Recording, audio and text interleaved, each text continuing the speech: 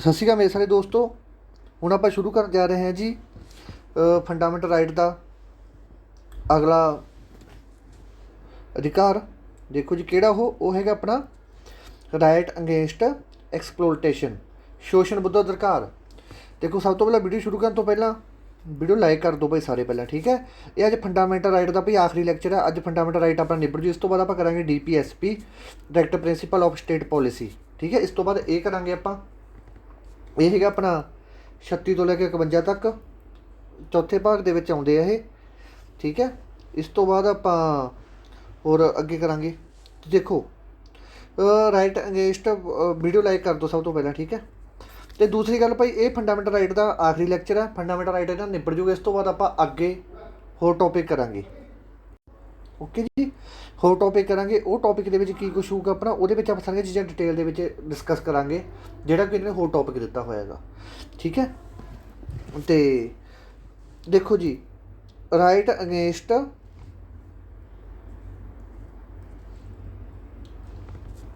ਐਕਸਪਲੋਟੇਸ਼ਨ, ਸ਼ੋਸ਼ਣ ਦੇ ਵਿਰੁੱਧ ਅਧਿਕਾਰ। ਆਰਟੀਕਲ 23 ਦੇ ਵਿੱਚ ਕੀ ਲਿਖਿਆ ਹੋਇਆ ਬੱਚੋ, provision of traffic in human and forced. Traffic ਬਣਿਆ ਹੁੰਦਾ ਕਿਸੇ ਨੂੰ ਆਪਾਂ ਬੰਦੀ ਬਣਾ ਕੇ ਰੱਖਣਾ ਜਾਂ ਕਿਸੇ ਦਾ ਆਪਾਂ ਸ਼ੋਸ਼ਣ ਕਰਨਾ, ਠੀਕ ਹੈ। ਮੰਨ ਲਓ ਅੱਜ ਦੇ ਟਾਈਮ ਦੇ ਵਿੱਚ ਤੁਹਾਨੂੰ ਪਤਾ ਹੈਗਾ ਕਿ ਵੱਡੇ ਸ਼ਹਿਰਾਂ ਦੇ ਵਿੱਚ, ਜਿਵੇਂ ਪਹਿਲਾਂ ਦੇ ਹੋਰ ਵੀ ਬਹੁਤ ਸਾਰੇ ਦੇਸ਼ ਹੈ, ਆਪਣੇ ਸ਼ਹਿਰ ਹੈ, ਜਿੱਥੇ ਮਤਲਬ ਔਰਤਾਂ ਦੀ ਖਰੀਦ ਹੁੰਦੀ ਹੈ, ਠੀਕ ਹੈ। ਔਰਤਾਂ ਨੂੰ ਖਰੀਦਿਆ ਜਾਂਦਾ, ਪੈਸੇ ਦੇ ਬੱਟੇ ਉਹਨਾਂ ਦਾ ਸ਼ੋਸ਼ਣ ਕੀਤਾ ਜਾਂਦਾ, ਠੀਕ ਹੈ। ਉਹ ਚੀਜ਼ ਆਪਣੀ ਇੰਡੀਆ ਦੇ ਵਿੱਚ ਲਿਖੀ ਹੋਏਗੀ ਭਾਈ, ਜੇਕਰ ਕੋਈ ਔਰਤਾਂ ਦਾ ਵਪਾਰ ਕਰਦਾ, ਉਹਨਾਂ ਨੂੰ ਵੇਚਦਾ ਹੈਗਾ, ਠੀਕ ਹੈ। ਮਤਲਬ ਦੇਖਿਆ ਵਾ ਆਪਾਂ ਕਿ ਵਿੱਚ ਲੋਕ ਇੰਟਰਨੈਟ ਰਾਹੀਂ ਜੁੜ ਕੇ ਜਾਂ ਫੇਸਬੁੱਕ ਰਾਹੀਂ ਜੁੜ ਕੇ ਪਹਿਲਾਂ ਕਿਸੇ ਨਾਲ ਪਿਆਰ ਪਾ ਲੈਂਦੇ, ਠੀਕ ਹੈ, ਬਾਅਦ ਵਿੱਚ ਕਿਸੇ ਨੂੰ ਵੇਚ ਜਾਂਦੇ ਆ। ਉਹ ਕੰਮ ਹੈ ਕਿ ਆਰਟੀਕਲ 23 ਦੇ ਵਿੱਚ ਲਿਖਿਆ ਹੋਇਆ ਕਿ ਆਪਾਂ ਕਿਸੇ ਦਾ ਸ਼ੋਸ਼ਣ ਨਹੀਂ ਕਰ ਸਕਦੇ, ਕਿਸੇ ਨੂੰ ਆਪਾਂ ਵੇਚ ਨਹੀਂ ਸਕਦੇ ਕਿਸੇ ਨੂੰ ਆਪਾਂ। ਦੂਸਰੇ ਪਾਸੇ ਹੈਗਾ ਸਲੇਵਰੀ ਸਿਸਟਮ। ਇਹ ਪ੍ਰਸ਼ਨ ਡਾਇਰੈਕਟ ਆਇਆ ਪੇਪਰ ਦੇ ਵਿੱਚ ਵੀ, ਸਲੇਵਰੀ ਸਿਸਟਮ ਕਿਹੜੇ ਆਰਟੀਕਲ ਦੇ ਵਿੱਚ ਆਉਂਦਾ ਹੈ। ਸਲੇਵਰੀ ਸਿਸਟਮ ਆਉਂਦਾ ਗਾ ਆਰਟੀਕਲ 23 ਦੇ ਵਿੱਚ।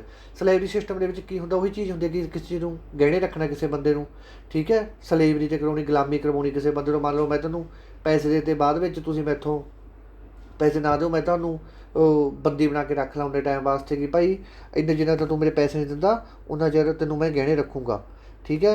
ਅਤੇ ਇਹ ਚੱਕਰ ਹੁੰਦਾ ਗਾ। ਇਸ ਤੋਂ ਬਾਅਦ ਆ ਗਿਆ ਪ੍ਰੋਵੀਜ਼ਨ ਆਫ ਦਾ ਅਨਬੌਂਡ ਲੇਬਰ।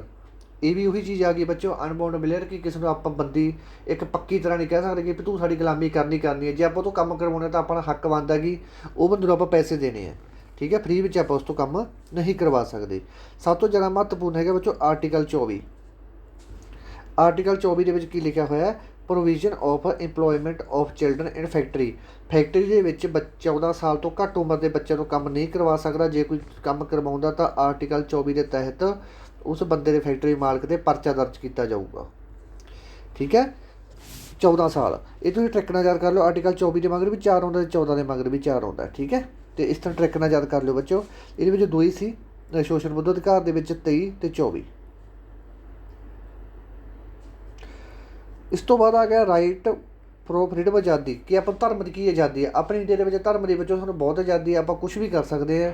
ਧਰਮ ਕੋਈ ਵੀ ਧਰਮ ਅਪਣਾ ਸਕਦੇ ਹਾਂ। ਜੇ ਮੰਨ ਲਓ ਮੈਂ ਸਿੱਖ ਧਰਮ ਦੇ ਵਿੱਚ ਹੈ, ਮੈਨੂੰ ਕੋਈ ਹਿੰਦੂ ਧਰਮ ਵਧੀਆ ਲੱਗਦਾ, ਮੈਂ ਹਿੰਦੂ ਧਰਮ ਅਪਣਾ ਸਕਦਾ। ਜੇ ਹਿੰਦੂ ਧਰਮ ਵਾਲੇ ਨੂੰ ਸਿੱਖ ਧਰਮ ਵਧੀਆ ਲੱਗਦਾ, ਉਹ ਸਿੱਖ ਧਰਮ ਅਪਣਾ ਸਕਦਾ, ਠੀਕ ਹੈ। ਮੁਸਲਮਾਨ ਧਰਮ ਆਪਾਂ ਅਪਣਾ ਸਕਦੇ, ਉਹ ਆਪਣਾ ਧਰਮ ਅਪਣਾ ਸਕਦੇ। ਇਹਦੀ ਆਪਾਂ ਨੂੰ ਖੁੱਲ੍ਹੀ ਆਜ਼ਾਦੀ ਹੈ, ਠੀਕ ਹੈ। ਆਪਾਂ ਕੋਈ ਵੀ ਧਰਮ ਅਪਣਾ ਸਕਦੇ ਹਾਂ। ਇਹ ਆਪਣੇ 'ਤੇ ਆਪਣੇ ਆਰਟੀਕਲ ਦੇ ਵਿੱਚ ਲਿਖਿਆ ਹੋਇਆ 25 ਤੋਂ ਲੈ ਕੇ 28 ਆਰਟੀਕਲ ਜਿਹੜਾ ਹੈਗਾ ਗਾ ਉਹ ਬੱਚੋ ਧਰਮ ਨਾਲ ਰਿਲੇਟਡ ਹੀ ਹੈਗਾ ਗਾ। ਦੇਖੋ ਆਰਟੀਕਲ 25 ਦੇ ਵਿੱਚ freedom of the conscience and free practice and propagation of religion. ਤੁਸੀਂ ਕਿਸੇ ਵੀ ਧਰਮ ਨੂੰ ਬਦਲ ਸਕਦੇ ਹੋ, ਠੀਕ ਹੈ। ਤੁਹਾਡੀ ਮਰਜ਼ੀ ਹੈ, ਤੁਹਾਨੂੰ ਜਿਹੜਾ ਪਸੰਦ ਧਰਮ ਵਧੀਆ ਲੱਗਦਾ, ਕਿਹਦੇ ਤੁਹਾਨੂੰ ਗਾਈਡਲਾਈਨਸ ਜ਼ਿਆਦਾ ਵਧੀਆ ਲੱਗਦਾ, ਤੁਸੀਂ ਉੱਧਰ ਜਾ ਸਕਦੇ ਹੋ, ਠੀਕ ਹੈ। ਤੁਹਾਨੂੰ ਕੋਈ ਨਹੀਂ ਰੋਕ ਸਕਦਾ। ਇਸ ਤੋਂ ਬਾਅਦ article 26, freedom to manage religious affair. ਧਾਰਮਿਕ ਪ੍ਰੋਗਰਾਮ ਲਗਾ ਸਕਦੇ ਹੋ ਤੁਸੀਂ, ਕੋਈ ਵੀ ਧਾਰਮਿਕ ਪ੍ਰੋਗਰਾਮ ਲਗਾ ਸਕਦੇ ਹੋ। ਦੇਖੋ ਜਿਵੇਂ ਹੁਣ ਹਿੰਦੂ ਧਰਮ ਵਾਲੇ ਜਗਰਾਤਾ ਕਰਦੇ ਆ, ਠੀਕ ਹੈ, ਉਹ ਜਗਰਾਤਾ ਲਾ ਸਕਦੇ ਆ। ਇਹ ਆਪਣੇ ਆਰਟੀਕਲ 26 ਦੇ ਵਿੱਚ ਲਿਖਿਆ ਹੋਇਆ ਹੈ। ਆਪਣੇ ਸਿੱਖ ਧਰਮ ਦੇ ਵਿੱਚ ਲੋਕ ਦੀਵਾਨ ਲਾਉਂਦੇ ਆ, ਬਾਬਿਆਂ ਦੇ ਦੀਵਾਨ ਲੱਗਦੇ ਆਪਣੇ, ਠੀਕ ਹੈ। ਤਾਂ ਉਹ ਲਾ ਸਕਦੇ ਹੋ। ਕਿਹੜੇ ਆਰਟੀਕਲ ਦੇ ਅੰਡਰ ਲਾ ਸਕਦੇ ਆ, ਆਰਟੀਕਲ 26 ਦੇ ਤਹਿਤ ਉਹ ਕੋਈ ਵੀ ਧਾਰਮਿਕ ਸਮਾਗਮ ਕਰ ਸਕਦੇ ਆ। ਇਹ ਉਹਨਾਂ ਦੇ ਰਾਈਟ ਹੈ, ਅਧਿਕਾਰ ਆ ਉਹ ਆਪਣਾ, ਠੀਕ ਹੈ। ਇਸ ਤੋਂ ਬਾਅਦ ਆਰਟੀਕਲ 27। ਆਰਟੀਕਲ 27 ਦੇ ਵਿੱਚ ਕੀ ਹੈ, freedom of tax for payment to promotion religious culture. ਮੰਨ ਲਓ ਆਪਾਂ ਕਿਸੇ ਧਰਮ ਦੇ ਸੰਬੰਧਿਤ ਦੇ ਵਿੱਚ ਕੋਈ ਆਪਾਂ ਮਨੀ ਦਿੰਦੇ ਹਾਂ, ਠੀਕ ਹੈ, ਕੋਈ ਪੈਸਾ ਦਾਨ ਕਰਦੇ ਹਾਂ, ਭਾਵੇਂ ਆਪਾਂ ਕਰੋੜ ਰੁਪਏ ਦਾਨ ਕਰ ਦਈਏ, ਭਾਵੇਂ ਲੱਖ ਰੁਪਏ ਦਾਨ ਕਰ ਦਈਏ, ਉਹਦੇ 'ਤੇ ਆਪਾਂ ਨੂੰ ਕੋਈ ਵੀ ਟੈਕਸ ਨਹੀਂ ਦੇਣਾ ਪਊਗਾ। ਠੀਕ ਹੈ, ਉਹ ਜਿਹੜਾ ਵੀ ਕੋਈ ਟੈਕਸ ਹੋਊਗਾ ਉਹ ਸਾਰਾ ਫ੍ਰੀ ਹੋਊਗਾ। ਧਾਰਮਿਕ ਦੇ ਕੰਮਾਂ ਦੇ ਵਿੱਚ ਜਿਹੜੇ ਵੀ ਕਿਸੇ ਵੀ ਕਰੰਸੀ 'ਤੇ ਕੋਈ ਵੀ ਟੈਕਸ ਨਹੀਂ ਲੱਗੂਗਾ। ਓਕੇ ਜੀ। ਇਸ ਤੋਂ ਬਾਅਦ ਆਪਣਾ ਆ ਗਿਆ ਆਰਟੀਕਲ 28। ਆਰਟੀਕਲ 28 ਦੇ ਵਿੱਚ ਕੀ ਹੈ ਬੱਚਿਓ, freedom to attend religious worship in certain education institute. ਤੁਸੀਂ ਪੜ੍ਹਾਈ ਇੰਸਟੀਟਿਊਟ ਦੇ ਵਿੱਚ ਧਾਰਮਿਕ ਪ੍ਰੋਗਰਾਮ ਵੀ ਕਰ ਸਕਦੇ ਹੋ। ਆਪਾਂ ਜਿੱਥੇ ਵੀ ਪੜ੍ਹਾਈ ਹੁੰਦੀ ਜਿਹੜੇ ਇੰਸਟੀਟਿਊਟ ਦੇ ਵਿੱਚ, ਉਹਦੇ 'ਚ ਆਪਾਂ ਧਾਰਮਿਕ ਪ੍ਰੋਗਰਾਮ ਵੀ ਕਰ ਸਕਦੇ ਹਾਂ। ਇਹ ਆਪਣੇ ਕਾਹਦੇ ਵਿੱਚ ਕਿਹਾ ਹੋਇਆ, ਇਹ ਆਪਣੇ ਕਿਹਾ ਹੋਇਆ ਆਰਟੀਕਲ 21 ਦੇ ਵਿੱਚ। ਆਪਾਂ ਕਿਹੜੇ ਕਿਹੜੇ ਕਾਲਜਾਂ ਦੇ ਵਿੱਚ ਜਾਂ ਕਿਹੜੇ ਕਿਹੜੇ ਜਗ੍ਹਾ 'ਤੇ ਆਪਾਂ ਇਹ ਧਾਰਮਿਕ ਪ੍ਰੋਗਰਾਮ ਕਰ ਸਕਦੇ ਹਾਂ। ਦੇਖੋ, ਅੰਡਰਟੇਕਨ ਬਾਈ ਗਵਰਨਮੈਂਟ, ਜੋ ਪੂਰੀ ਤਰ੍ਹਾਂ ਨਾਲ ਸਰਕਾਰੀ ਹੈ ਬੱਚੋ, ਉੱਥੇ ਆਪਾਂ ਕੋਈ ਵੀ ਧਾਰਮਿਕ ਪ੍ਰੋਗਰਾਮ ਨਹੀਂ ਕਰ ਸਕਦੇ। ਇਹ ਗੱਲ ਯਾਦ ਰੱਖਣੀ ਹੈ, ਜਿਹੜਾ ਪੂਰੀ ਤਰ੍ਹਾਂ ਸਰਕਾਰੀ ਹੈ। ਇਸ ਤੋਂ ਬਾਅਦ ਅੰਡਰਟੇਕਨ ਬਾਈ ਗੌਰਮੈਂਟ ਸਪੈਸ਼ਲ ਪਰਪਸ, ਜਿਹੜਾ ਕੋਈ ਕਾਲਜ ਗੌਰਮੈਂਟ ਦੁਆਰਾ ਬਣਾਇਆ ਹੋਇਆ ਕਿਸੇ ਸਪੈਸ਼ਲ ਪਰਪਸ ਵਾਸਤੇ, ਜਿਵੇਂ ਕੋਈ ਆਪਣੇ ਪ੍ਰਾਇਮਰੀ ਸਕੂਲ ਹੋ ਗਏ, ਹਾਈ ਸਕੂਲ ਹੋ ਗਏ, ਇਹਨਾਂ ਦੇ ਵਿੱਚ ਇਹ ਕੰਮ ਕਰ ਸਕਦੇ ਹਾਂ ਆਪਾਂ। ਠੀਕ ਹੈ। ਨੰਬਰ 3, ਅਪਰੂਵਡ ਬਾਈ ਗੌਰਮੈਂਟ, ਜਿਹੜੇ ਮਤਲਬ ਜਿਵੇਂ ਮੈਂ ਕਿਸੇ ਪ੍ਰਾਈਵੇਟ ਸਕੂਲ ਦੇ ਵਿੱਚ ਲੱਗਿਆ ਹੋਇਆ, ਉਹਨੂੰ ਮਾਨਤਾ ਪ੍ਰਾਪਤ ਤਾਂ ਸਰਕਾਰ ਨਹੀਂ ਦੇਣੀ, ਸਰਕਾਰ ਨੇ ਉਹਨੂੰ ਮਾਨਤਾ ਪ੍ਰਾਪਤ ਕਰਨਾ ਗਾ। ਠੀਕ ਹੈ। ਤਾਂ ਉਹ ਸਕੂਲਾਂ ਦੇ ਵਿੱਚ ਵੀ, ਜਿਹੜੇ ਪ੍ਰਾਈਵੇਟ ਸਕੂਲ ਆ ਜਿਹੜੇ ਗੌਰਮੈਂਟ ਵੱਲੋਂ ਮਾਨਤਾ ਪ੍ਰਾਪਤ, ਉਹਨਾਂ ਦੇ ਵਿੱਚ ਵੀ ਮੈਂ ਕੋਈ ਵੀ ਧਾਰਮਿਕ ਸਮਾਗਮ ਕਰ ਸਕਦਾ ਗਾ। ਕੋਈ ਵੀ ਤਾਂ ਧਾਰਮਿਕ ਸਮਾਗਮ ਆਪਾਂ ਕਰ ਸਕਦੇ ਹਾਂ ਜਿੱਥੇ ਵੀ ਗੌਰਮੈਂਟ ਵੱਲੋਂ ਮਾਨਤਾ ਦਿੱਤੀ ਹੋਈ ਹੈ। ਇਸ ਤੋਂ ਬਾਅਦ ਇੰਸਟੀਟਿਊਸ਼ਨ ਵਿੱਚ ਇਜ਼ ਫਾਈਨੈਂਸ਼ੀਅਲੀ ਹੀਲਡ ਬਾਈ ਗੌਵਰਨਮੈਂਟ, ਜਿਸ ਦੀ ਸਹਾਇਤਾ ਸਰਕਾਰ ਕਰਦੀ ਹੈ। ਮੰਨ ਲਓ ਕੋਈ ਇੰਸਟੀਟਿਊਟ ਹੈ, ਉਹਨੂੰ ਸਰਕਾਰ ਗੌਰਮੈਂਟ ਪੈਸਾ ਦੇ ਕੇ ਚਲਾ ਰਹੀ ਹੈ। ਠੀਕ ਹੈ। ਮੰਨ ਲਓ ਕੋਈ ਉਹ ਪ੍ਰਾਈਵੇਟ ਅਦਾਰਾ ਲਾ ਲਓ, ਜਾਂ ਹਜੇ ਉਹ ਕੋਈ ਸਕਿੱਲ ਵਾਲਾ ਅਦਾਰਾ ਲਾ ਲਓ, ਕਿ ਮਤਲਬ ਬਸ ਤੁਸੀਂ ਡਾਇਰੈਕਟ ਯਾਰ ਕਰ ਲਓ ਕਿ ਜਿਹਨੂੰ ਗੌਰਮੈਂਟ ਪੈਸੇ ਦੇ ਕੇ ਚਲਾ ਰਹੀ ਹੈ ਕਿਸੇ ਇੰਸਟੀਟਿਊਟ ਨੂੰ, ਉੱਥੇ ਵੀ ਆਪਾਂ ਇਹ ਕਰ ਸਕਦੇ ਹਾਂ। ਓਕੇ ਜੀ। ਇਸ ਤੋਂ ਬਾਅਦ ਆਪਣਾ ਆ ਗਿਆ ਐਂਡ 'ਤੇ right for culture and education, ਪੜ੍ਹਾਈ ਅਤੇ ਸੰਸਕ੍ਰਿਤੀ। ਠੀਕ ਹੈ। ਇਹਦੇ ਬਾਰੇ ਕਿਹੜੇ ਕਿਹੜੇ ਆਰਟੀਕਲ ਆ, ਆਰਟੀਕਲ 29 ਅਤੇ article 30। Protection for the interest and ਮਿਨੋਰਟੀਆਂ, ਕਿਸੇ ਵੀ ਵਿਸ਼ੇਸ਼ ਧਰਮ ਦੀ ਰੱਖਿਆ ਕਰਨੀ। Protection interest on minority. Minority ਦੇਖੋ, ਜਿਵੇਂ ਆਪਣੀ ਸਿੱਖ ਮਿਨੋਰਟੀ ਹੈ, ਹਿੰਦੂ ਮਿਨੋਰਟੀ ਹੈ। ਠੀਕ ਹੈ। ਕੋਈ ਅਲੱਗ ਮਿਨੋਰਟੀ ਨਹੀਂ, ਜਿਵੇਂ ਸਿੱਖ ਸਮਾਜ ਅਲੱਗ ਹੈ, ਹਿੰਦੂ ਸਮਾਜ ਅਲੱਗ ਹੈ, ਮੁਸਲਿਮ ਸਮਾਜ ਅਲੱਗ ਹੈ, ਈਸਾਈ ਸਮਾਜ ਅਲੱਗ ਹੈ। ਉਵੇਂ ਜਿਵੇਂ ਆਰਟੀਕਲ 29 ਦੇ ਵਿੱਚ ਲਿਖਿਆ ਹੋਇਆ ਹੈਗਾ ਕਿ ਸਾਰੀਆਂ ਮਿਨੋਰਟੀਆਂ ਦੀ ਸੰਵਿਧਾਨ ਵੱਲੋਂ ਰੱਖਿਆ ਕਰੀ ਜਾਣੀ ਚਾਹੀਦੀ ਹੈ। ਠੀਕ ਹੈ। ਸਾਰੀ ਰੱਖਿਆ ਕਰੀ ਜਾਏਗੀ ਆਰਟੀਕਲ 29 ਦੇ ਵੱਲੋਂ। ਇਸ ਤੋਂ ਬਾਅਦ ਆ ਗਿਆ ਆਪਣਾ article 30, right for minority to establish and administer education institute. ਕੋਈ ਵੀ ਮਿਨੋਰਟੀ ਆਪਣਾ ਸਕੂਲ ਕਾਲਜ ਸਕੂਲ ਖੋਲ੍ਹ ਸਕਦੀ ਹੈ। ਇਹ ਤੁਸੀਂ ਦੇਖਿਆ ਹੋਊਗਾ ਆਮ ਤੌਰ 'ਤੇ। ਦੇਖੋ, ਤੁਸੀਂ ਦੇਖਿਆ ਹੋਊਗਾ ਉਹ ਸਕੂਲ ਵੀ ਹੁੰਦੇ ਜਿਹਦੇ ਵਿੱਚ ਟੀਚਰ ਨੂੰ ਫਾਦਰ ਕਿਹਾ ਜਾਂਦਾ, ਜਿਸ ਧਰਮ ਦੇ ਹੁੰਦੇ ਹੈਗੇ। ਠੀਕ ਹੈ। ਈਸਾਈ ਧਰਮ ਦੇ ਕਾਲਜ ਸਕੂਲ ਹੁੰਦੇ ਜਿਹਦੇ ਵਿੱਚ ਮਦਰ ਕਿਹਾ ਜਾਂਦਾ, ਸਿਸਟਰ ਕਿਹਾ ਜਾਂਦਾ, ਫਾਦਰ ਕਿਹਾ ਜਾਂਦਾ ਟੀਚਰ ਨੂੰ। ਠੀਕ ਹੈ। ਉਹ ਈਸਾਈ ਸਕੂਲ ਹੈ। ਉਹਨਾਂ ਦੇ ਗਲ ਦੇ ਵਿੱਚ ਆਪਣਾ ਕ੍ਰੋਸ ਦਾ ਲੋਕਟ ਪਾਇਆ ਵਾ ਹੁੰਦਾ ਗਾ। ਜਿਹੜੇ ਟੀਚਰ ਹੁੰਦੇ ਉੱਥੋਂ ਦੇ, ਉਹਨਾਂ ਦੀ ਪੜ੍ਹਾਈ ਵੀ ਉਸ ਲੈਵਲ ਦੀ ਹੁੰਦੀ ਹੈ। ਦੂਸਰੇ ਪਾਸੇ ਆਪਾਂ ਆਪਣੇ ਸਿੱਖ ਧਰਮ ਦੇ ਵਿੱਚ ਦੇਖਿਆ ਹੋਊਗਾ, ਆਪਣੇ ਤੁਸੀਂ ਦੇਖਿਆ ਹੋਊਗਾ ਅਕੈਡਮੀਆਂ ਖੁੱਲ੍ਹੀਆਂ ਹੋਈਆਂ ਜਿਹਦੇ ਵਿੱਚ ਸਿਰਫ ਜਿਹੜੇ ਟੀਚਰ ਹੁੰਦੇ ਆ ਉਹ ਸਾਰੇ ਕੇਸਧਾਰੀ ਹੁੰਦੇ ਆ, ਜਾਂ ਕਿਸੇ ਦਾ ਅੰਮ੍ਰਿਤ ਛਕਿਆ ਵਾ ਹੁੰਦਾ। ਠੀਕ ਹੈ। ਅਤੇ ਜਿਹੜੇ ਉੱਥੇ ਬੱਚੇ ਪੜ੍ਹਦੇ ਉਹਨਾਂ ਦੀ ਸਾਰੇ ਪੱਗਾਂ ਬੰਨ੍ਹੀਆਂ ਹੋਣੀਆਂ ਚਾਹੀਦੀਆਂ ਅਤੇ ਅੰਮ੍ਰਿਤ ਛਕਿਆ ਹੋਣਾ ਚਾਹੀਦਾ। ਉਹ ਆਪਣੀ ਸਿੱਖ ਮਿਨੋਰਟੀ ਹੈ। ਠੀਕ ਹੈ। ਤਾਂ ਕਰਕੇ ਇਹ ਆਪਣੇ ਆਰਟੀਕਲ 30 ਦੇ ਵਿੱਚ ਲਿਖਿਆ ਹੋਇਆ ਕਿ ਆਪਾਂ ਮਤਲਬ ਅਕੈਡਮੀਆਂ ਵੀ ਖੋਲ੍ਹ ਸਕਦੇ ਹਾਂ, ਅਤੇ ਹਿੰਦੂ ਧਰਮ ਆਪਣੇ ਈਸਾਈ ਕਾਲਜ ਵੀ ਖੋਲ੍ਹ ਸਕਦੇ ਆ। ਅਤੇ ਹੁਣ ਜਿਵੇਂ ਜੰਮੂ ਕਸ਼ਮੀਰ ਦੇ ਵਿੱਚ ਮੁਸਲਿਮ ਯੂਨੀਵਰਸਿਟੀਆਂ ਵੀ ਹੈਗੀਆਂ। ਮੁਸਲਿਮ ਯੂਨੀਵਰਸਿਟੀਆਂ ਦੇ ਵਿੱਚ ਹਿੰਦੂ ਵੀ ਪੜ੍ਹ ਰਹੇ ਆ, ਸਿੱਖ ਵੀ ਪੜ੍ਹ ਰਹੇ ਆ। ਠੀਕ ਹੈ। ਅਤੇ ਉਹਦੇ ਨਾਲ ਕੋਈ ਫਰਕ ਨਹੀਂ ਪੈਂਦਾ। ਉਹ ਸਿਰਫ ਇੱਕ ਆਪਣੀ ਕਮਿਊਨਿਟੀ ਦਰਸਾਉਣ ਵਾਸਤੇ ਦੱਸਿਆ ਹੋਇਆ ਕਿ ਭਾਈ ਸਾਡੀ ਆਹ ਕਮਿਊਨਿਟੀ ਦੁਆਰਾ ਆਹ ਕਾਲਜ ਸਥਾਪਿਤ ਕੀਤਾ ਗਿਆ ਹੈਗਾ। ਠੀਕ ਹੈ। ਅਤੇ ਇਹ ਆਰਟੀਕਲ 30 ਦੇ ਵਿੱਚ ਆ ਜਾਂਦੀਆਂ ਸਾਰੀਆਂ ਚੀਜ਼ਾਂ, ਜਿਹੜੀਆਂ ਆਪਣੇ ਅਕੈਡਮੀਆਂ ਹੋ ਗਈਆਂ, ਜਿਹੜੇ ਆਪਣੇ ਈਸਾਈ ਸਕੂਲ ਹੋ ਗਏ, ਜਾਂ ਕੋਈ ਮੁਸਲਿਮ ਯੂਨੀਵਰਸਿਟੀਆਂ ਹੋ ਗਈਆਂ। ਠੀਕ ਹੈ। ਅਤੇ ਇਹ ਗੱਲ ਯਾਦ ਰੱਖਣੀ ਹੈ ਬੱਚੋ। ਕਈ ਵਾਰੀ ਪ੍ਰਸ਼ਨ ਡਾਇਰੈਕਟ ਆ ਜਾਂਦਾ ਕਿ ਪ੍ਰੋਟੈਕਸ਼ਨ ਆਫ ਮਿਨੋਰਟੀ ਬਾਰੇ ਕਿਹੜੇ ਆਰਟੀਕਲ ਦੇ ਵਿੱਚ ਗੱਲ ਕੀਤੀ ਗਈ ਹੈ, ਜਾਂ right of minority to establish administer education institute ਆਪਾਂ ਕਿਹੜੇ ਆਰਟੀਕਲ ਦੇ ਅੰਡਰ ਖੋਲ੍ਹ ਸਕਦੇ ਹਾਂ, ਆਰਟੀਕਲ 30 ਦੇ ਅੰਡਰ। ਇਸ ਤੋਂ ਬਾਅਦ ਆ ਗਿਆ ਨੰਬਰ 6 'ਤੇ right of property. Right of property ਭਾਈ ਗੱਲ ਸੁਣ ਲਓ, ਇਹ ਆਪਣੇ ਆਰਟੀਕਲ ਦੇ ਵਿੱਚ ਰਿਮੂਵ ਕਰਤਾ। ਠੀਕ ਹੈ। Article 31 Ki C, right of property, ਇਹਨੂੰ ਰਾਈਟ ਆਫ ਪ੍ਰੋਪਰਟੀ ਦੇ ਵਿੱਚੋਂ ਕੱਢਤਾ। ਹੁਣ ਇਹ ਕੀ ਆਪਣਾ ਇੱਕ ਲੀਗਲ ਰਾਈਟ ਹੈ। ਇਹ ਗੱਲ ਯਾਦ ਰੱਖਣੀ ਹੈ। ਪ੍ਰਸ਼ਨ ਆ ਸਕਦਾ ਕਿ ਰਾਈਟ ਆਫ ਪ੍ਰੋਪਰਟੀ ਹੈ ਜਿਹੜਾ ਹੁਣ ਆਪਣਾ ਕਿਹੜਾ ਅਧਿਕਾਰ ਹੈ, ਇਹ ਹੁਣ ਆਪਣਾ ਇੱਕ ਲੀਗਲ ਰਾਈਟ ਬਣ ਗਿਆ। ਇਹ ਹੁਣ ਆਪਣਾ ਕੀ ਹੈ, ਫੰਡਾਮੈਂਟਲ ਰਾਈਟ ਨਹੀਂ ਹੈਗਾ। ਇਹ ਇੱਕ ਆਪਣਾ ਕੀ ਹੈ, ਲੀਗਲ ਰਾਈਟ ਹੈਗਾ। It head BCom legal right 1978 ਦੇ ਵਿੱਚ ਬਣਾਇਆ ਸੀ, ਖਤਮ ਕਰਤਾ ਸੀ ਇਹਨੂੰ 1978 ਦੇ ਵਿੱਚ। ਠੀਕ ਹੈ। ਜਿਹੜਾ 1974 ਦੇ ਵਿੱਚ ਕੇਸ ਨਹੀਂ ਚੱਲਿਆ ਸੀ ਇੱਕ, ਕੇਸ਼ਵਾਨੰਦ ਵਾਲਾ, ਉਹਦੇ ਕਰਕੇ 44ਵੇਂ ਅਮੈਂਡਮੈਂਟ ਦੇ ਵਿੱਚ 1978 ਦੇ ਵਿੱਚ ਇਹਨੂੰ ਰਾਈਟ ਨੂੰ ਖਤਮ ਕਰਤਾ ਸੀ। ਇਸ ਅਧਿਕਾਰ ਨੂੰ ਹਟਾ ਦਿੱਤਾ ਗਿਆ ਹੈ। ਮੌਲਿਕ ਅਧਿਕਾਰਾਂ ਦੇ ਵਿੱਚੋਂ ਇਹ ਗੱਲ ਯਾਦ ਰੱਖਣੀ, ਸਿਰਫ ਵੈਸੇ ਸਮਝਾਇਆ, ਵੈਸੇ ਇਹ ਆਰਟੀਕਲ ਦੇ ਵਿੱਚ ਆਪਣੇ ਹੈ ਨਹੀਂ। ਇਹ ਤੋਂ ਵੀ ਪ੍ਰਸ਼ਨ ਬਣ ਸਕਦਾ ਕਿ ਰਾਈਟ ਆਫ ਪ੍ਰੋਪਰਟੀ ਕਿਹੜੇ ਫੰਡਾਮੈਂਟਲ ਆਰਟੀਕਲ ਦੇ ਵਿੱਚ ਪਹਿਲਾਂ ਆਉਂਦਾ ਹੁੰਦਾ ਸੀ ਜਾਂ ਕਿਦੋਂ ਇਹਨੂੰ ਖਤਮ ਕੀਤਾ ਗਿਆ ਹੈਗਾ, ਕਿਹੜੇ ਅਮੈਂਡਮੈਂਟ ਦੇ ਵਿੱਚ ਇਹਨੂੰ ਖਤਮ ਕੀਤਾ ਗਿਆ ਹੈਗਾ। ਠੀਕ ਹੈ, ਇਸ ਤੋਂ ਬਾਅਦ ਆਪਣੇ ਕੋਲ ਆ ਗਿਆ ਬੱਚੋ ਰਾਈਟ ਆਫ ਕੌਂਸਟੀਟਿਊਸ਼ਨ ਰੈਮਡੀ। ਇਹ ਡਾਇਰੈਕਟਿਵ ਪ੍ਰਸ਼ਨ ਆ ਸਕਦਾ ਗਾ ਕਿ ਰਾਈਟ ਆਫ ਕੌਂਸਟੀਟਿਊਸ਼ਨ ਰੈਮਡੀ ਕਿਹੜੇ ਆਰਟੀਕਲ ਨੂੰ ਕਿਹਾ ਜਾਂਦਾ? ਆਰਟੀਕਲ 32 ਨੂੰ। ਮੰਨ ਲਓ according to this article Indian constitution gives a right for constitution remedy against violation and transgression of any fundamental right. ਜੇਕਰ ਕੋਈ ਵਿਅਕਤੀ ਆਪਣੇ ਮੌਲਿਕ ਅਧਿਕਾਰਾਂ ਦਾ ਸ਼ੋਸ਼ਣ ਕਰਦਾ ਹੈ ਤਾਂ ਆਪਾਂ supreme court, high court, district court ਕਿਤੇ ਵੀ ਜਾ ਸਕਦੇ ਹਾਂ ਜੇ ਕੋਈ ਆਪਣੇ ਫੰਡਾਮੈਂਟਲ ਦੇ ਵਿਰੁੱਧ ਆਪਣੇ 'ਤੇ ਕੋਈ ਸ਼ੋਸ਼ਣ ਕਰਦਾ ਕੋਈ ਬੰਦਾ। ਠੀਕ ਹੈ, ਇਹ ਗੱਲ ਧਿਆਨ ਨਾਲ ਸੁਣਨੀ ਹੈ ਬੱਚੋ। ਜੇ ਜਿਹੜੇ ਹੁਣ ਆਪਣੇ ਜਿੰਨੇ ਵੀ ਆਪਾਂ ਫੰਡਾਮੈਂਟਲ ਰਾਈਟ ਪੜ੍ਹ ਕੇ ਗਏ ਹਾਂ, ਇਹ ਆਰਟੀਕਲ ਨੂੰ ਬੱਚੋ ਪਾਪਾ ਲਾ ਵੀ ਕਹਿ ਦਿੰਦੇ ਆ। ਪਾਪਾ ਲਾ ਤੁਹਾਨੂੰ ਮੈਂ ਦੱਸਿਆ ਸੀ ਕਿ ਜਦੋਂ ਕੋਈ ਬੰਦਾ ਕੋਈ ਸ਼ਿਕਾਇਤ ਕਰਨ ਜਾਂਦਾ, ਆਪਾਂ ਕਿਸੇ ਨਾਲ ਲੜ ਪਏ ਛੋਟੇ ਹੁੰਦੇ, ਆਪਾਂ ਆਪਣੇ ਪਾਪਾ ਨੂੰ ਸ਼ਿਕਾਇਤ ਕਰਦੇ ਸੀ। ਉਹੀ ਪ੍ਰੋਸੈਸ ਸੇਮ ਟੂ ਸੇਮ ਹੈ ਕਿ ਜੇਕਰ ਕੋਈ ਆਪਣੇ ਫੰਡਾਮੈਂਟਲ ਰਾਈਟ ਦੀ ਉਲੰਘਣਾ ਕਰਦਾ, ਕੋਈ ਆਪਣੇ ਫੰਡਾਮੈਂਟਲ ਰਾਈਟ ਨੂੰ ਨਹੀਂ ਮੰਨਦਾ, ਤਾਂ ਆਪਾਂ ਆਰਟੀਕਲ 32 ਦੇ ਤਹਿਤ ਰਾਈਟ ਆਫ ਕੌਂਸਟੀਟਿਊਸ਼ਨ ਰੈਮਡੀ ਦੇ ਅਨੁਸਾਰ ਉਹ 'ਤੇ ਜਾ ਕੇ ਕੇਸ ਕਰ ਸਕਦੇ ਆ ਭਾਈ ਕਿ ਇਹ ਬੰਦਾ ਜਿਹੜੇ ਮੇਰੇ ਫੰਡਾਮੈਂਟਲ ਰਾਈਟ ਮੈਨੂੰ ਗੌਰਮੈਂਟ ਨੇ, ਮੇਰੇ ਸੰਵਿਧਾਨ ਨੇ, ਮੇਰੇ ਕੌਂਸਟੀਟਿਊਸ਼ਨ ਨੇ ਮੈਨੂੰ ਦਿੱਤੇ ਹੋਏ ਆ, ਇਹ ਬੰਦਾ ਕੀ ਕਰ ਰਿਹਾ, ਉਹਨਾਂ ਦਾ ਸ਼ੋਸ਼ਣ ਕਰ ਰਿਹਾ ਹੈਗਾ। ਤਾਂ ਉਹਦੇ ਵਾਸਤੇ ਆਪਾਂ ਜਿਹੜੇ ਉਹਦੇ ਮੁਕੱਦਮਾ ਦਰਜ ਕਰਵਾਉਣਾ ਹੈ, ਉਹ ਸਾਰਾ ਕੁਛ ਲਿਖਿਆ ਹੋਇਆ ਹੈਗਾ ਆਰਟੀਕਲ 32 ਦੇ ਵਿੱਚ। ਇੱਕ ਪ੍ਰਸ਼ਨ ਪੇਪਰ ਦੇ ਵਿੱਚ ਆਇਆ ਹੋਇਆ ਹੈਗਾ ਕਿ ਸੋਲ ਆਫ ਕੌਂਸਟੀਟਿਊਸ਼ਨ ਕਿਸ ਨੂੰ ਕਿਹਾ ਜਾਂਦਾ ਹੈ? ਸੋਇਲ ਆਫ ਕੌਂਸਟੀਟਿਊਸ਼ਨ ਕਿਸ ਨੂੰ ਕਿਹਾ ਜਾਂਦਾ ਹੈ? ਸੋਲ ਆਫ ਕੌਂਸਟੀਟਿਊਸ਼ਨ ਕਿਹਾ ਜਾਂਦਾ ਹੈਗਾ ਆਰਟੀਕਲ 32 ਨੂੰ। ਤੇ ਰਾਈਟ ਆਫ ਕੌਂਸਟੀਟਿਊਸ਼ਨ ਰੈਮਡੀ ਪ੍ਰਸ਼ਨ ਇਹ ਵੀ ਆਹ ਡਾਇਰੈਕਟ ਹੀ ਆਇਆ ਵਾ, ਰਾਈਟ ਆਫ ਕੌਂਸਟੀਟਿਊਸ਼ਨ ਰੈਮਡੀ ਕਿਹੜੇ ਆਰਟੀਕਲ ਨੂੰ? ਆਰਟੀਕਲ 32। ਠੀਕ ਹੈ, ਸੋਇਲ ਆਫ ਕੌਂਸਟੀਟਿਊਸ਼ਨ ਕਿਹਨੂੰ ਕਿਹਾ ਜਾਂਦਾ? ਆਰਟੀਕਲ 32। ਠੀਕ ਹੈ, 33, 34, 35 ਇਹ ਆਪਾਂ ਨੂੰ ਯਾਦ ਕਰਨ ਦੀ ਕੋਈ ਲੋੜ ਨਹੀਂ, ਪੇਪਰ ਬਣੂਗਾ ਤਾਂ ਇਹਨਾਂ ਦੇ ਵਿੱਚੋਂ ਹੀ ਬਣੂਗਾ। ਦੇਖੋ ਹੁਣ ਮੇਰੀ ਗੱਲ ਧਿਆਨ ਨਾਲ ਸੁਣੋ, ਜੇ ਫੰਡਾਮੈਂਟਲ ਰਾਈਟ ਦੇ ਵਿੱਚੋਂ ਕੋਈ ਵੀ ਪ੍ਰਸ਼ਨ ਬਣਦਾ, ਕੋਈ ਵੀ ਪ੍ਰਸ਼ਨ ਬਣਦਾ ਤਾਂ ਇਸ ਤੋਂ ਬਾਹਰ ਨਹੀਂ ਬਣੂਗਾ। ਇਹ ਤੁਹਾਨੂੰ ਗਰੰਟੀ ਦਿੰਦਾ, ਮੈਂ ਲਿਖ ਕੇ ਦੇਣ ਨੂੰ ਤਿਆਰ ਹਾਂ। ਇਸ ਤੋਂ ਬਾਹਰ ਪ੍ਰਸ਼ਨ ਨਹੀਂ ਬਣੂਗਾ ਫੰਡਾਮੈਂਟਲ ਰਾਈਟ ਦੇ ਵਿੱਚੋਂ ਜੇ ਉਹ ਪ੍ਰਸ਼ਨ ਪਾਉਂਦੇ ਆ। ਠੀਕ ਹੈ, ਇਸ ਤੋਂ ਬਾਅਦ ਜਿਹੜਾ ਆਪਣਾ ਅਗਲਾ ਟੌਪਿਕ ਹੋਊਗਾ ਬੱਚਿਓ, ਉਹ ਹੋਊਗਾ ਆਪਣਾ DPSP।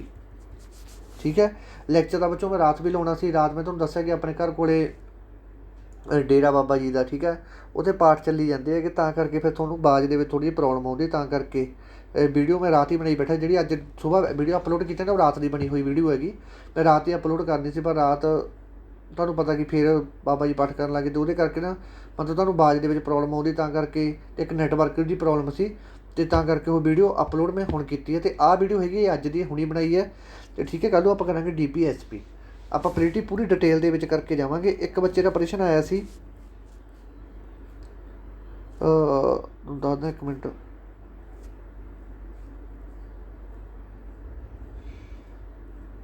ਹਾਂ, ਆ ਲੈ ਕੇ ਕਹਿੰਦਾ ਜੀ ਆਰਟੀਕਲ ਵੀ ਧਿਆਨ ਨਾਲ ਸਮਝਾਓ। ਦੇਖੋ ਬੱਚੋ, ਜਮਾਂ ਬਿਲਕੁਲ ਸਹੀ ਲਿਖਿਆ ਹੋਇਆ।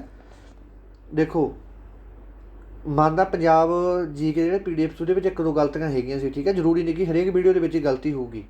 ਔਨਲਾਈਨ ਅਤੇ ਔਫਲਾਈਨ ਪੜ੍ਹਾਉਣ ਦੇ ਵਿੱਚ ਬਹੁਤ ਫਰਕ ਹੁੰਦਾ ਗਾ। ਠੀਕ ਹੈ, ਔਫਲਾਈਨ ਦੇ ਵਿੱਚ ਕੀ, ਔਨਲਾਈਨ ਦੇ ਵਿੱਚ ਮੈਨੂੰ ਇਹ ਹੁੰਦਾ ਕਿ ਜਲਦੀ ਤੋਂ ਜਲਦੀ ਆਪਾਂ ਵੀਡੀਓ ਬਾਹਲੀ ਲੰਬੀ ਨਾ ਲੈ ਕੇ ਜਾਈਏ, ਕਿ ਥੋੜ੍ਹੇ ਕੁ ਟਾਈਮ ਦੇ ਵਿੱਚ ਆਪਾਂ ਗੱਲ ਨਿਬੇੜੀਏ, ਕਿਉਂਕਿ ਵੱਡੀ ਵੀਡੀਓ ਦੇ ਵਿੱਚ ਬੱਚਾ ਬੋਰ ਹੋ ਜਾਂਦਾ ਗਾ। ਠੀਕ ਹੈ, ਆਹ ਬਿਲਕੁਲ ਸਹੀ ਲਿਖਿਆ ਹੋਇਆ ਹੈਗਾ, ਇੰਨੀ ਟੈਨਸ਼ਨ ਨਾ ਲਿਆ ਕਰੋ। ਕਿਉਂਕਿ ਦੇਖੋ ਇਹਨੂੰ ਆਪਾਂ ਕਿਸੇ ਵੀ ਢੰਗ ਨਾਲ ਲਿਖ ਸਕਦੇ ਹਾਂ। ਜੇਕਰ ਕਿਸੇ ਨੂੰ ਸਜ਼ਾ ਸੁਣਾਈ ਗਈ ਹੈ ਤਾਂ ਉਸਨੂੰ ਸਜ਼ਾ ਮੰਨਣੀ ਪਵੇਗੀ। ਇਹਨੂੰ ਆਪਾਂ ਕਿਸੇ ਵੀ ਢੰਗ ਨਾਲ ਪੇਸ਼ ਕਰ ਸਕਦੇ ਹਾਂ। ਕਿਸੇ ਵੀ ਢੰਗ ਨਾਲ ਕਿਵੇਂ ਪੇਸ਼ ਕਰ ਸਕਦੇ ਹਾਂ? ਹੁਣ ਇੱਕ ਬੱਚਾ ਕਹਿ ਰਿਹਾ ਸਰ, ਜੇ ਕਿਸੇ ਬੰਦੇ ਨੂੰ ਇੱਕ ਅਪਰਾਧ ਲਈ ਇੱਕ ਵਾਰੀ ਸਜ਼ਾ ਮਿਲੇਗੀ। ਹਾਂ ਬੱਚੇ, ਇੱਕ ਅਪਰਾਧ ਵਾਸਤੇ ਇੱਕ ਬੰਦੇ ਨੂੰ ਇੱਕ ਵਾਰੀ ਸਜ਼ਾ ਮਿਲੇਗੀ। ਜੇ ਉਹਨੇ 2 ਤੋਂ ਵੱਧ ਅਪਰਾਧ ਕੀਤੇ ਆ ਤਾਂ ਉਹਨੂੰ ਸਜ਼ਾ ਵੀ ਅਲੱਗ-ਅਲੱਗ ਮਿਲੇਗੀ, ਚਾਹੇ ਇੱਕ ਹੀ ਬੰਦਾ ਗਾ। ਜੇ ਮੇਰੇ 'ਤੇ 10 ਮੁਕੱਦਮੇ ਹੈ, ਠੀਕ ਹੈ, ਤਾਂ ਮੈਨੂੰ 10 ਦੀ ਸਜ਼ਾ ਐਡ ਹੋ ਕੇ ਮਿਲੂਗੀ। ਸਮਝ ਗਏ ਗੱਲ? ਇਹ ਨਹੀਂ ਹੈਗਾ ਕਿ ਮੈਨੂੰ ਜੇ 10 ਮੁਕੱਦਮਾ 10 ਦੇ ਕਰਕੇ ਮੈਨੂੰ 10 ਨੂੰ 10 ਨੇ ਬੰਦ ਦਾ ਇੱਕ ਆਫਰ ਦੇ ਦੇਣਗੇ, ਭਾਈ ਤੂੰ ਭਾਵੇਂ 10 ਅਪਰਾਧ ਕਰ ਲਾ, ਭਾਵੇਂ 20 ਅਪਰਾਧ ਕਰ ਲਾ, ਤੁਹਾਨੂੰ ਇੱਕ ਹੀ ਸਜ਼ਾ ਮਿਲੂਗੀ। ਇੱਕ ਸਜ਼ਾ ਨਹੀਂ ਮਿਲੂਗੀ। ਜਿੰਨੇ ਵੀ ਆਪਾਂ ਅਪਰਾਧ ਕੀਤੇ ਹੋਣਗੇ ਉਹਦੀ ਅਲੱਗ-ਅਲੱਗ ਸਜ਼ਾ ਮਿਲੂਗੀ। ਜੇ ਮੰਨ ਲਓ 1 ਸਾਲ ਦੇ, ਇੱਕ ਦੇ ਵਿੱਚ 2 ਸਾਲ ਦੀ ਸਜ਼ਾ ਹੁੰਦੀ ਹੈ, ਅਗਲੇ ਦੇ ਵਿੱਚ 5 ਸਾਲ ਦੀ ਸਜ਼ਾ ਹੁੰਦੀ ਹੈ, ਅਗਲੇ 7 ਸਾਲ ਦੀ ਸਜ਼ਾ ਹੁੰਦੀ ਹੈ, ਤਾਂ ਇਹ ਸਾਰੀ ਐਡ ਹੋ ਕੇ ਲੱਗੂਗੀ। ਜਦੋਂ ਆਪਾਂ ਕਹਿੰਦੇ 20 ਸਾਲੀ ਜਿਹਨੂੰ ਹੋ ਜਾਂਦੀ ਹੈ, 20 ਸਾਲ ਦੀ ਸਜ਼ਾ ਹੋ ਜਾਂਦੀ ਹੈ, 20 ਸਾਲ ਦੀ ਸਜ਼ਾ ਦੇ ਵਿੱਚ ਉਹਨੂੰ 16 ਸਾਲ ਦੀ ਸਜ਼ਾ ਕੱਟਣੀ ਪੈਂਦੀ ਹੈ। 4 ਸਾਲ ਹੁੰਦੇ ਆ ਬੱਚੋ ਜਿਹੜੇ ਜੇਲ੍ਹ ਦੇ ਵਿੱਚ, ਉਹ ਝਾਂਸੀ ਦੀ ਰਾਣੀ ਦੇ ਮਾਫ਼ ਹੋ ਜਾਂਦੇ ਆਪਾਂ ਨੂੰ। ਝਾਂਸੀ ਦੀ ਰਾਣੀ ਦਾ ਐਕਟ ਹੈਗਾ, ਉਹਦੇ ਅਨੁਸਾਰ ਆਪਾਂ ਨੂੰ ਉਹ 4 ਸਾਲ ਮਾਫ਼ ਹੁੰਦੇ ਆ। ਜਦੋਂ ਵੀ ਕਿਸੇ ਬੰਦੇ ਨੂੰ 20 ਸਾਲ ਦੀ ਸਜ਼ਾ ਸੁਣਾਈ ਜਾਂਦੀ ਹੈ ਕੋਰਟ ਵੱਲੋਂ, ਉਹਦੇ 4 ਸਾਲ ਆਟੋਮੈਟਿਕ ਝਾਂਸੀ ਦੀ ਰਾਣੀ ਕਰਕੇ ਮਾਫ ਹੋ ਜਾਂਦੇ ਆ। ਇਹ ਝਾਂਸੀ ਦੀ ਰਾਣੀ ਦਾ ਕੀ ਫੈਕਟ ਸੀ? ਇਹ ਫੈਕਟ ਸੀ ਝਾਂਸੀ ਦੀ ਰਾਣੀ ਦਾ ਕਿ ਜਦੋਂ ਝਾਂਸੀ ਦੀ ਰਾਣੀ ਨੇ ਜੰਗ ਲੜੀ ਸੀ, ਠੀਕ ਹੈ, ਅੰਗਰੇਜ਼ਾਂ ਵਿਰੁੱਧ, ਜੋ ਲਾਰਡ ਡਲਹੌਜੀ ਡਾਕਟਾਈਨਸ ਆਫ ਲੈਪਸ ਦੀ ਨੀਤੀ ਲੈ ਕੇ ਆਇਆ ਸੀ, ਜਿਹਨੂੰ ਆਪਾਂ ਹੜੱਪ ਨੀਤੀ ਕਹਿੰਦੇ ਆ, ਉਦੋਂ ਲੈ ਕੇ ਆਇਆ ਸੀ। ਉਹਨੇ ਅੰਗਰੇਜ਼ਾਂ ਦੇ ਵਿਰੁੱਧ ਲੜਾਈ ਲੜੀ ਸੀ। ਤਾਂ ਉਹਦੇ ਵਿੱਚ ਜਿਹੜੇ ਕੈਦੀ ਸੀ, ਉਹ ਟਾਈਮ ਦੇ ਵਿੱਚ ਜਿਹੜੇ ਕੈਦੀ ਸੀ, ਉਹਦੇ ਮਤਲਬ ਉਹ ਰਾਣੀ ਸੀ, ਉਹਦੇ ਮਤਲਬ ਕੈਦੀ ਤਾਂ ਹੋਣਗੇ ਉਹਦੇ ਪ੍ਰਸ਼ਾਸਨ ਦੇ ਵਿੱਚ। ਤਾਂ ਉਹ ਕੈਦੀਆਂ ਨੇ ਝਾਂਸੀ ਦੀ ਰਾਣੀ ਦਾ ਲੜਾਈ ਦੇ ਵਿੱਚ ਸਾਥ ਦਿੱਤਾ ਸੀ। ਤਾਂ ਕਰਕੇ ਝਾਂਸੀ ਦੀ ਰਾਣੀ ਨੇ ਉਹਨਾਂ ਨੂੰ ਕੀ ਕਿਹਾ ਸੀ, 4 ਸਾਲ ਦੀ ਸਜ਼ਾ ਦਿੱਤੀ ਸੀ। 4 ਸਾਲ ਦੀ ਸਜ਼ਾ ਉਹਨਾਂ ਦੀ ਸਾਰੇ ਮਾਫ਼ ਕਰਦੀ ਸੀ। ਉਹਦੇ ਅਨੁਸਾਰ ਹੀ ਜਿਹੜੀ ਆਪਾਂ ਨੂੰ ਕੋਰਟ 20 ਸਾਲ ਦੀ ਸਜ਼ਾ ਸੁਣਾਉਂਦਾ ਕਿਸੇ ਵੀ ਸ਼ਖਸ ਨੂੰ, ਤਾਂ ਉਹ 20 ਸਾਲ ਦੀ ਸਜ਼ਾ 16 ਸਾਲ ਦੇ ਵਿੱਚ ਤਾਂ ਹੀ ਬਦਲ ਜਾਂਦੀ ਹੈ ਕਿ ਉਹ ਝਾਂਸੀ ਦੀ ਰਾਣੀ ਨੇ ਜਿਹੜਾ ਮਤਲਬ 4 ਸਾਲ ਦੀ ਜਿਹੜੀ ਸਜ਼ਾ ਮਾਫ਼ ਕੀਤੀ ਜਾਂਦੀ, ਉਹ ਝਾਂਸੀ ਰਾਣੀ ਕਰਕੇ ਮਾਫ਼ ਕੀਤੀ ਜਾਂਦੀ, ਕਿਉਂਕਿ ਉਹਨਾਂ ਦਾ ਕੈਦੀਆਂ ਨੇ ਸਾਥ ਦਿੱਤਾ ਸੀ। ਠੀਕ ਹੈ ਜੀ। ਇਹੋ ਜਿਹੀਆਂ ਗੱਲਾਂ ਤੁਹਾਨੂੰ ਕਿਤੇ ਨਹੀਂ ਦੇਖਣ ਨੂੰ ਮਿਲਦੀਆਂ। ਹਰੇਕ ਬੰਦੇ ਦਾ ਕੀ ਪ੍ਰੋਸੈਸ ਹੁੰਦਾ ਕਿ ਬਸ ਲੈਕਚਰ ਲਾਓ ਅਤੇ ਜਾਓ। ਇਹ ਗੱਲ ਤੁਸੀਂ ਵੀ ਸਮਝ ਲਓ। ਤਾਂ ਕਰਕੇ ਦੇਖੋ, ਵਿਸ਼ਵਾਸ ਨਾਲ ਪੜ੍ਹਨਾ ਤਾਂ ਵਿਸ਼ਵਾਸ ਨਾਲ ਹੀ ਪੜ੍ਹਨਾ ਪਊਗਾ।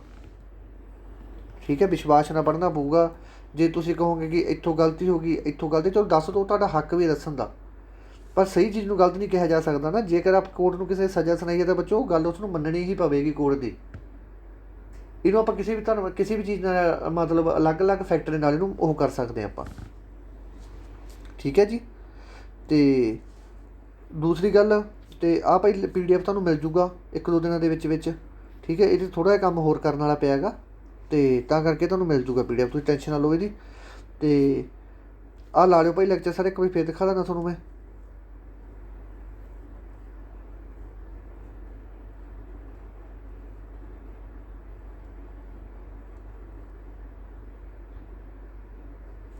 ਦੁਬਾਰੇ ਫਿਰ ਦੇਖ ਲਓ। ਆਰਟੀਕਲ 23 ਦੇ ਵਿੱਚ ਕੀ ਹੈ, ਕਿਸੇ ਨੂੰ ਆਪਾਂ ਵੇਚ ਨਹੀਂ ਸਕਦੇ। ਸਲੇਵਰੀ ਮਤਲਬ ਕਿਸੇ ਤੋਂ ਆਪਾਂ ਬੰਨ੍ਹ ਕੇ ਉਹਨੂੰ ਕੰਮ ਨਹੀਂ ਕਰਵਾ ਸਕਦੇ। ਲੇਬਰ ਬੰਦੀ ਕੰਮ ਵਾਲਾ, ਇਹਦੇ 'ਚ ਵੀ ਸੇਮ ਟੂ ਸੇਮ ਪ੍ਰੋਸੈਸ ਹੈ ਕਿ ਕਿਸੇ ਨੂੰ ਆਪਾਂ ਪੈਸੇ ਦੇ ਕੇ ਨਹੀਂ, ਪੈਸੇ ਤੋਂ ਬਿਨਾਂ ਨਹੀਂ ਕੰਮ ਕਰਵਾ ਸਕਦੇ।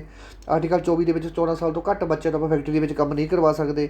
ਫਰੀਡਮ ਦੇ ਵਿੱਚ ਆਰਟੀਕਲ 25 ਦੇ ਵਿੱਚ ਲਿਖਿਆ ਆਪਾਂ ਕੋਈ ਵੀ ਧਰਮ ਬਦਲ ਸਕਦੇ ਹਾਂ। ਆਰਟੀਕਲ 26 ਦੇ ਵਿੱਚ ਲਿਖਿਆ ਹੋਇਆ ਕਿ ਆਪਾਂ ਕੋਈ ਵੀ ਧਾਰਮਿਕ ਪ੍ਰੋਗਰਾਮ ਜਿਵੇਂ ਦੀਵਾਨ ਜਗਰਾਤਾ ਕਰ ਸਕਦੇ ਹਾਂ। ਆਰਟੀਕਲ 27 ਦੇ ਵਿੱਚ ਲਿਖਿਆ ਹੋਇਆ ਕਿਸੇ ਵੀ ਧਾਰਮਿਕ ਮਾਮਲੇ ਦੇ ਵਿੱਚ ਭਾਵੇਂ ਆਪਾਂ ਕਰੋੜ ਰੁਪਏ ਦੇ ਦਿਓ ਅਤੇ ਆਪਾਂ ਨੂੰ 1 ਵੀ ਰੁਪਇਆ ਟੈਕਸ ਨਹੀਂ ਲੱਗੂਗਾ। ਆਰਟੀਕਲ 28 ਦੇ ਵਿੱਚ ਲਿਖਿਆ ਹੋਇਆ ਜੇਕਰ ਤੁਸੀਂ ਪੜ੍ਹਾਈ ਇੰਸਟੀਟਿਊਟ ਦੇ ਵਿੱਚ ਕਰਦੇ ਤਾਂ ਉਸ ਦੇ ਵਿੱਚ ਆਪਾਂ ਧਾਰਮਿਕ ਪ੍ਰੋਗਰਾਮ ਵੀ ਕਰਵਾ ਸਕਦੇ ਹਾਂ, ਪਰ ਜਿਹੜੇ ਪੂਰੀ ਤਰ੍ਹਾਂ ਸਰਕਾਰੀ ਉਹਦੇ ਵਿੱਚ ਆਪਾਂ ਧਾਰਮਿਕ ਪ੍ਰੋਗਰਾਮ ਨਹੀਂ ਕਰਵਾ ਸਕਦੇ। ਜਿਵੇਂ ਆਪਸ਼ਨ ਨੰਬਰ A ਹੈ, ਬਾਕੀਆਂ ਦੇ ਵਿੱਚ ਕਰਵਾ ਸਕਦੇ ਹਾਂ। Right of culture and education, ਪੜ੍ਹਾਈ ਅਤੇ ਸੰਸਕ੍ਰਿਤੀ। Protection of interest of minority, ਕਿਸੇ ਵੀ ਧਰਮ ਦੀ ਰੱਖਿਆ ਕਰਨੀ, ਜਿਵੇਂ ਆਪਾਂ ਸਿੱਖ ਮਿਨੋਰਟੀ ਹੈ, ਹਿੰਦੂ ਮਿਨੋਰਟੀ ਹੈ, ਮੁਸਲਿਮ ਮਿਨੋਰਟੀ ਹੈ, ਈਸਾਈ ਮਿਨੋਰਟੀ ਹੈ, ਉਹਨਾਂ ਸਾਰਿਆਂ ਦਾ ਆਰਟੀਕਲ ਦੇ ਵਿੱਚ ਪ੍ਰੋਟੈਕਟ ਕੀਤਾ ਜਾਂਦਾ। ਉਹਨਾਂ ਨੂੰ ਕਿਸੇ ਵੀ ਮਤਲਬ ਮਿਨੋਰਟੀ ਨੂੰ ਖਤਮ ਕਰਨ ਬਾਰੇ ਨਹੀਂ ਸੋਚਿਆ ਜਾ ਸਕਦਾ।